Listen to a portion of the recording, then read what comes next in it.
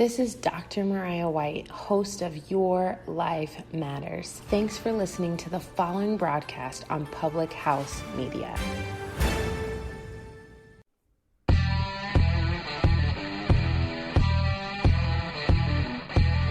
Strike three, you're out.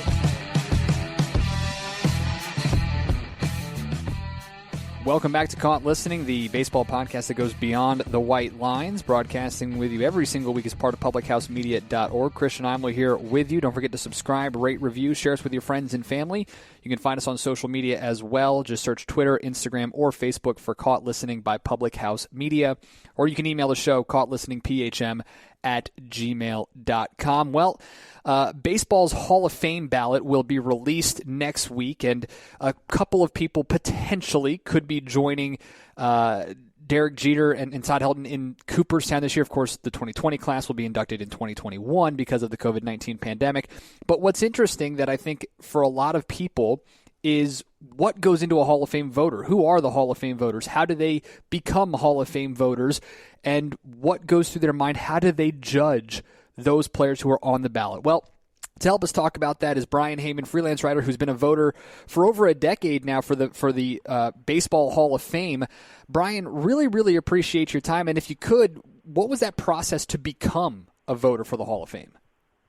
Well, you had to be an active member of the Baseball Writers Association of America for at least 10 years to become eligible, and then you're in. And then eventually they will, if you're not covering the game regularly, they changed the rules recently, so I think maybe for a period of 10 years, then you do not get your vote anymore. So you enjoy it while it lasts, although I must tell you, it's one of the hardest things I do each year. And it's interesting, too, because I think a lot of fans, and we'll get into this because, there's the steroid era, there's so many other things, there's the off-the-field issues, there's so many things that come into a vote and how fans perceive the vote.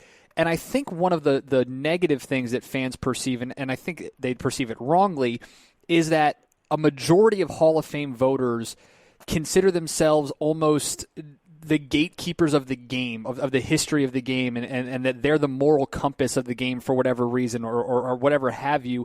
How do you take your responsibility? What kind of thought goes into it when this time comes around and you get that ballot and you open it up for the first time? Well, as I said, it's very difficult because there's so many, each year towards the end of the year, they send out the ballots there in November, and it's a struggle. It really is because, some people, all right, there's the no-brainer types, like Derek Jeter, who's going to be honored with this year's class, the Willie Mays of the world. And then there's people who, they're kind of on the borderline. Should they? Shouldn't be? It's a very difficult thing each year, especially with those types. So you're looking at all different types of things, and for me, I don't vote for the alleged PED guys. I don't know if I would call myself the moral gatekeeper. I don't think I would. I would just think I feel like, it's not the end of the world if these guys get in, but if I have reasonable suspicion through evidence that's out there in the public domain that you cheated, I really don't want to help you. I don't think it was the right thing to do. Now, as we go along in time, I think, there's the kind of stereotyping now of younger voters that they don't really care as much about that, right. and so the vote totals, have been going up for Bonds and Clemens as alleged people in that category where they're close, and so I think there's only 1 year left for those two guys after this year, and they've been right on the kind of the cusp there where they're around 70%, and you need 75% to get in. So I don't I'd be surprised if they got in this year, even though they're close. But, a lot of magical things happen in that 10th and final year. And if they got in next year, I wouldn't be surprised.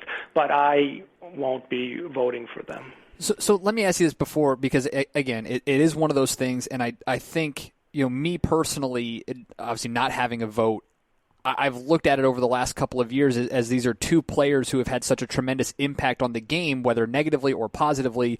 Bonds' numbers are astronomical, and yes, the majority of that, I shouldn't say the majority, but the tail end of that is all inflated, for lack of a better term. He was still a tremendous player beforehand. You can say that the same thing about Clemens. But what's interesting is that you look at how their numbers have progressed, and last year, 61% roughly for both Clemens and Bonds. With 2022 being the final year for them on the ballot, could you see a scenario, because it's not just the Hall of Fame, it's not just the voters who elect. There is and it's escaping me now, but you have a committee who votes on players who have exceeded their time on the ballot and who have that opportunity to get in that next phase, so to speak, of that era. Could you see a situation where Clemens and Bonds don't get voted in by the writers, but in a couple of years they get voted in as part of that era? Sure, I wouldn't rule that out.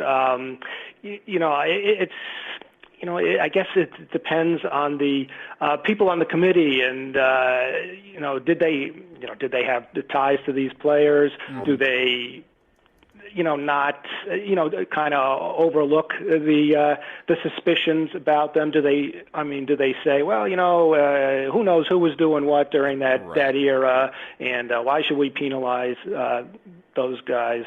I could see that happening. I'm not sure. Obviously, I'm not sure if it will. But I think even more than this year's election, next year's election among the baseball writers is going to be very, very interesting. It certainly will, and again, and I think a lot of it too, because I almost wonder this: how much does it play on who else is on the ballot? Because you knew in 20, they weren't going to get in, but because Jeter was on the list. I wonder, and I've wondered this because I believe it was 2013 when we did not have anybody getting inducted, and it's the Veterans Committee that I forgot a moment ago, but nobody got voted in by the writers. And I wonder how much baseball or Cooperstown, whoever it is, disliked that and just hated that moment for the sport. But then you look at it with the writers who sit there and you say, you know what, we're not going to vote in Bonds and Clemens because we have Jeter. Yet this year you look at it, and the only other person you could vote in is Curt Schilling, who also has his off-the-field issues that people have voted against him for. How much of those guys, those suspected steroid users, is also controlled, or have you ever looked at who else is on the ballot and go, you know what, they're going to have their time another time? Personally, I haven't done that. There are... you're allowed to vote for 10 guys each year, up to 10 people. I have traditionally been tried to be a hard marker, and sometimes I think, I'm too hard, and I've had to lessen my standards a little bit. But I don't. It's very, very hard to say. What's going to happen going forward. I mean, with the case of Schilling, here's another dilemma that I come to. I have the rules right in front of me, and it says voting shall be based upon the player's record, playing ability, integrity, sportsmanship, character, and contributions to the teams on which the player played. Now, the integrity and character, I really think, with what Schilling has kind of his baggage post career, it makes it difficult. Writers say, I'm not standing up, I'm not going to vote for an intolerant person, and I'm leaving him off my ballot. And and in my own head, I'm trying. It's like interpreting the Constitution or something. I'm trying to say, well, did they mean that the integrity and character should be while the player was playing? Right. And that's what I've tried to stick to. So with Schilling, I didn't vote for him at first, not for any character thing, just, his case kind of grew on me as I review each year. And then, you look at his postseason record and 216 wins. And so I voted, have voted for him the last few years. But, and then I say in my own head, well, what if they, in their post-career, that they commit some sort of heinous crime or whatever, would I then bend my own rules? Right. And I think, if you killed somebody, whatever, I don't think I'd have it in me to vote for you. But so it's another thing, like it's so subjective. You got Right.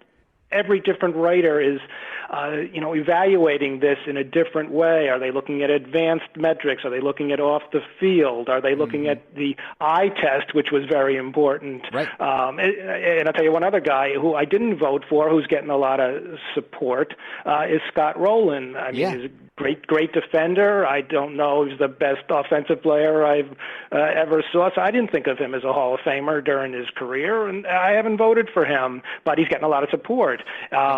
Another tough guy to judge, I think, in a certain extent, is Omar Vizquel. He was excellent defender, although some of the advanced metrics kind of, take a little bit off that luster. But still, I mean, he has 1 million Gold Gloves, and but I look, he had 2,800 hits or so, but it was like over such a long period of time, and you look at his seasons, and I just don't see the offense there. To carry him along. So I struggle with that guy every year, but I did not vote for him, and this is his fourth year. Yeah, and I can't blame you because I'm looking at the Hall of Fame ballot this year, and it's I can't imagine the internal struggle and debate because again that eye test. You look at a guy like Curt Schilling, his numbers, 216 wins. He didn't even get to 220. He wasn't, tremendously talented in terms of his relief appearances that he had early and late in his career because of injuries. His ERA at just about 3.5. Is that Hall of Fame worthy? But you watch him pitch with the Diamondbacks, with the Red Sox, the World Series MVP, the championships, and maybe he does pass that eye test. But then again, you have the off-the-field issues. Conversely, you look at a guy like Omar Vizquel. Does he have those numbers? But the eye test showed he was one of the best defensive players maybe to ever trot onto a baseball field. So I can't imagine the internal struggle that goes through your mind and a number of others who are voting for the Hall of Fame. Oh, definitely. That's why it's so hard every year. And I just, I study. I take time with each guy. I look through their accomplishments. The Baseball Reference online is a great resource as far as, where did they stand in certain categories? And what awards were they considered, some guys, they didn't get so many all-star votes because they were overshadowed by another player at the time, but they were still great in their own right. And you're looking at the defensive metrics and Gold Gloves, and sometimes Gold Gloves are like given on reputation, but you also probably earned that reputation. So, so it is, very, it's very difficult every year when you try to take this as seriously as I do. But this year I have not revealed my ballot, but I will to you. So. Because you were going to ask me now. I voted for Curt Schilling, as I said, and then I voted for Todd Helton, and it was, again, like his case kind of grew on me. I didn't vote for him last year. This is his third year on the ballot. I didn't vote for him the last 2 years, and then I'm looking, and you have to, and this is another part of the internal struggle. How much do you devalue his stats for playing in Coors Field? Right, I was going to ask you that. It's a hard question, and you're looking at the adjusted OPS plus for ballparks, and that it wasn't overly an impressive number, but I looked at his splits, and I think he was he was like 345 at home and like 287 on the road, which is not bad. So I looked. I think sometimes you're looking for things to strike you, stats or accomplishments, and I look at 12 300 seasons, and I'm not that's pretty good. Yeah. I think he had the 1 year he had 372, which was probably a little Coors Field inflated, but. Yes. So, but I came around to him this year. And another guy, the third guy, only voted for 3. I had up to 10, was Billy Wagner. And, he's been on the ballot. This is his 6th year. And, he was kind of overshadowed by Mariano and by Trevor Hoffman. But you look at, I'm looking again this year, and I'm looking at some of the things where he's been the best in history for a certain amount of innings, like best opponent's batting average against in baseball history, best strikeouts per 9 innings in baseball history, 2.31 ERA, and 6th in saves, and 422, which is a good number. It's not Mariano, but it's I think second among lefties of all time, I believe. So I came around on Billy Wagner just with the dominance factor, striking me. Yeah, and those are 3 guys, and we're talking with Brian Heyman, who's been a Hall of Fame voter for over a decade. Those are 3 guys that, honestly, like for me personally, I'm one of those ones who, their numbers before the steroids probably put them in Cooperstown. So if I had a vote, I probably would vote for Clemens and for Bonds. But those other 3 would be the only other 3 I would vote for. And you bring up Billy Wagner, who leads me to this other question. Billy, you brought it up. He was overshadowed by the guys he played with, by the Mariano Rivera, the greatest of all time, by Trevor Hoffman. And to be able to put up the numbers that they did, I'm curious to see what are some. You mentioned looking for things that stand out to you, that strike you. Is it dominance over a certain period of time? Is it championship performances? Is it historical numbers, historical context? What are those things that really kind of jump out at you? Because again, a guy who's interesting and similar to Billy Wagner was, yes, he put up some great numbers, but he was overshadowed by the others who at his position in when he played. Another guy, Andrew Jones, maybe doesn't have the career numbers, but for a span of time, you were afraid to hit the ball into center field for a very long period of time when he was playing. Right. I look at him. He's another guy who I look at very closely because he had that. He did. He had that stretch where, not only that, he was like a tremendous power hitter for that stretch. But I mean, he tailed off a lot in those later years, and also a great defender. And then I get caught on 254. I believe his lifetime average is 254. I get caught on that every year, and I'm like, how can I put a 254 hitter into the Hall of Fame? And I can't. That's me. But he's. I saw. There's the guy who on Twitter who keeps track of the balloting, Ryan Thibodeau.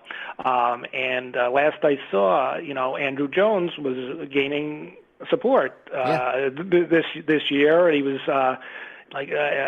Ryan had like 155 of the ballots, like 39% into him, and Jones had gained 23 votes over last year, and that was tied with Rowland with 23 gain, and Helton had 28 gain. So he's gaining support, but I don't think that.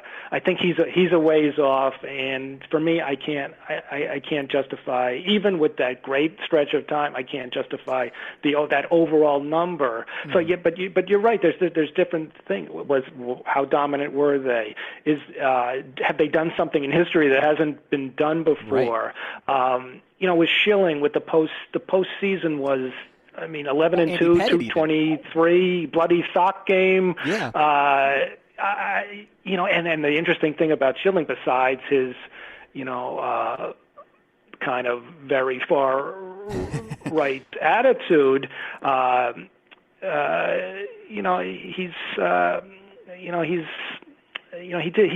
he did a lot of good things, but he doesn't. I saw. A USA Today story recently, and it had a quote from an interview from him in 2017, and he said he didn't think he was a Hall of Famer. So I found that interesting. I'm like, well, why am I voting for you for? But right. no. But I guess I eventually thought that he was a Hall of Fame, and I think his postseason again pushed him over the top.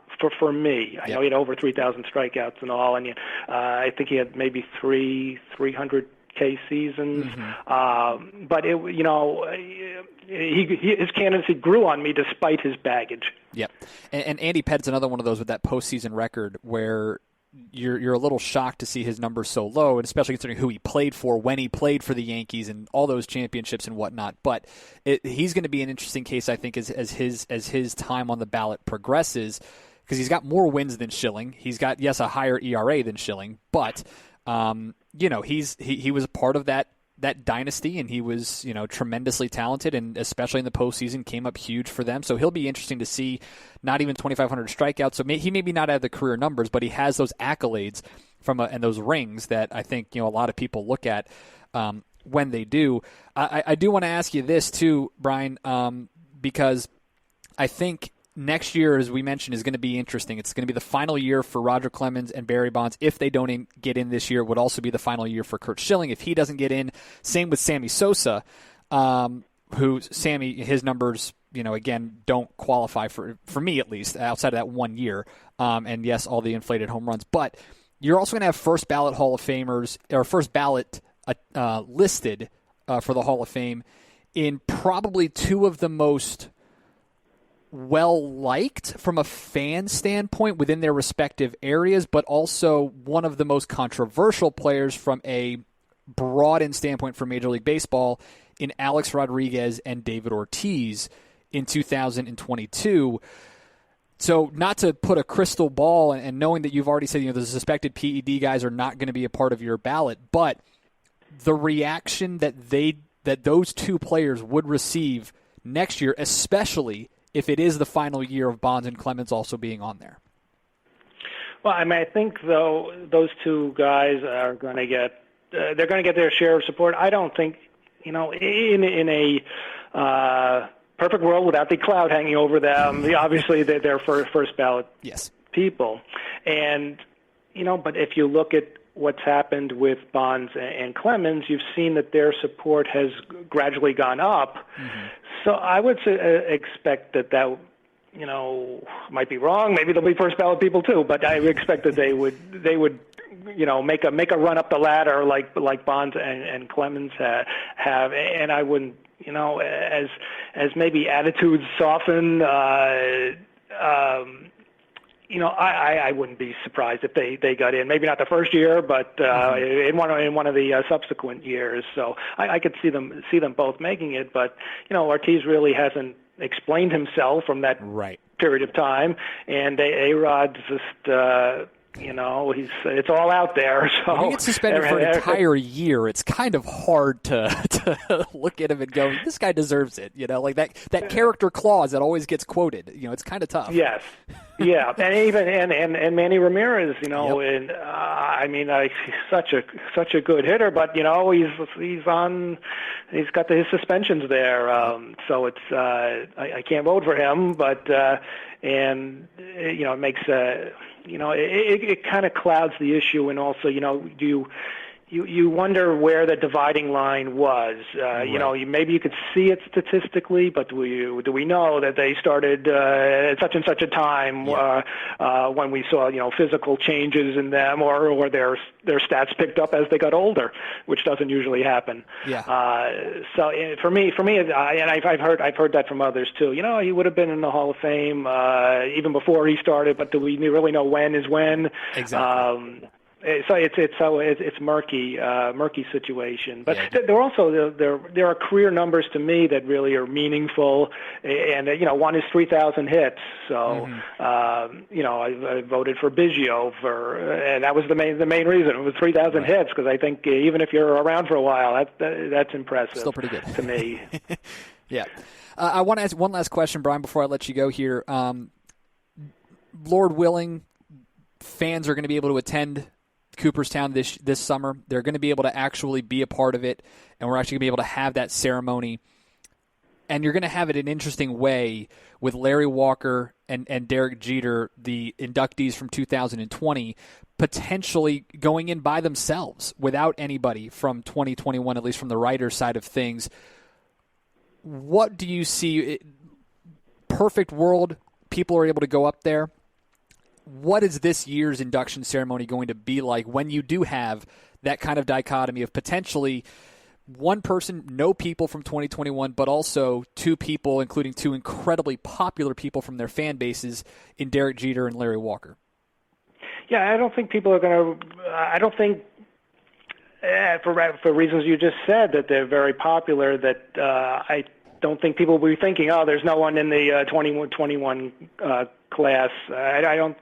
I think that the Jeter, especially Jeter, especially being in New York State, if people are there, I mean that's going to be the overwhelming theme of that gathering. And I've covered a lot of Hall of Fame ceremonies up there in Cooperstown, and it is a great event. It's a very hot event, sitting out in the field there, but it's something special just to see the Hall of Famers sitting up there on the stage and welcoming in the new class. And another thing that I saw this year online was, as we mentioned, there won't be anyone this year. I mean, Schilling's on the border, but it's I really.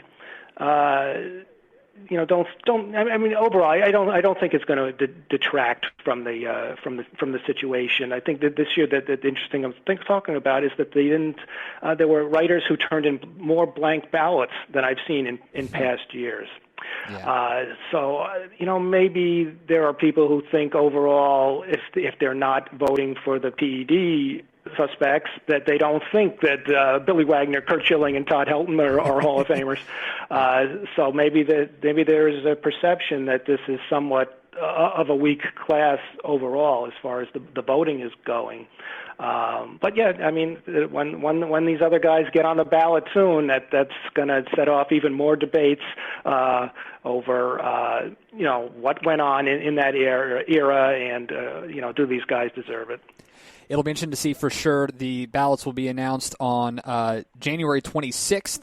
Brian, we appreciate your time, your insight, and of course for breaking news on revealing your ballot, which I know you don't take lightly. So we certainly appreciate all of that, and hopefully you can be up there in Cooperstown with whoever is going in along with Jeter and Walker. Oh, that would be great. I would look forward to that, and if I'm not there, I'll be watching the highlights or something on TV. Thank you so much again. We appreciate it. Okay, thank you, Christian. Thanks for having me on. I appreciate it. All right, it's Brian Heyman.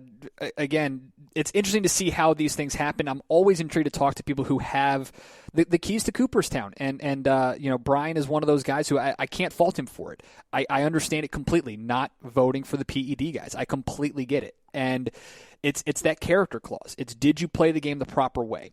Pete Rose, for all of his faults, he has tremendous numbers. He's in the Hall of Fame in some way, shape, or form because he's got the record.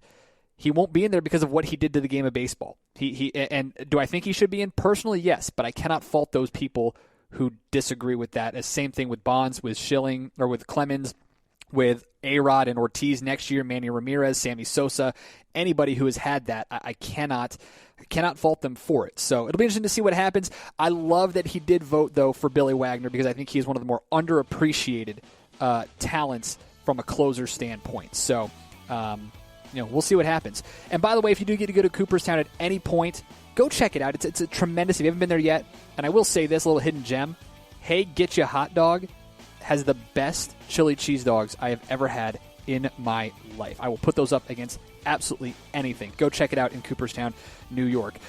Big thanks to Brian for being on the show today. Big thanks to you all for listening to the show this week. And if you have any questions, if you have any topics you want us to talk about, that's where this show came from. You wanted to know what it was like to be a Hall of Fame voter. Let us know. Find us on Twitter, Instagram, and Facebook, Caught Listening by Public House Media, or email the show, caughtlisteningphm@gmail.com. Don't forget to share, subscribe, write and review, share with all your friends. We appreciate it. Until next week, I'm Christian Heimall. You have been caught listening.